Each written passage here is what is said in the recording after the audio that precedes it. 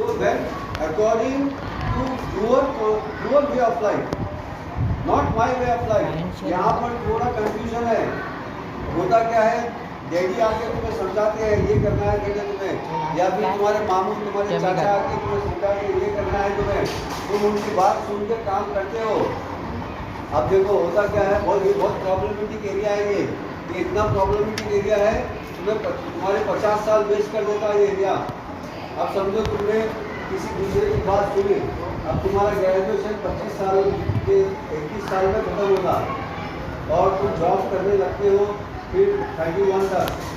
अब 31 की उम्र में अगर तुम्हें समझ में आया कि मुझे भाई बैंकिंग करना था, फार्मा नहीं करना था, तो तुम्हारे 31 ईयर साल तो चले गए, वापस आने वाले नहीं है।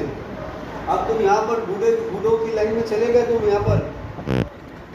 तो ये जिंदगी का बहुत ही इम्पोर्टेंट मरहला है। होता क्या है, आदमी किसी की बात सुनकर जो है वो एक एरिया को चुन लेता है, जॉब मिलती है, लेकिन 30 साल की उम्र में समझ में आता है उसको, he get understand that oh I don't need to do this work, I want to do my liking is on this work। आपने एक 3 Idiots बोलकर एक फिल्म है, 3 Idiots देखा तुमने? हाँ, बहुत ही इम्पोर्टेंट फिल्म है, और एक बार देखो, मौका मिला तो बहुत इम्पोर्टेंट फिल्म है वो। इतनी इम्पोर्टेंट फिल्म है कि उसी तरह होता है बच्चों के साथ। 40 साल की उम्र में समझ में आता कि मेरे को ये करना था, अब लेकिन 40 साल में वापस आने वाले नहीं है तुम्हारे। तो यही उम्र है वो जो तुम्हें समझना है चीज़ों को। अगर तुम अभी समझोगे इन चीज़ों को तो तुम्हारे 40 साल बच जाएंगे, तुम्हारी जवानी बच जाएगी। You will enjoy your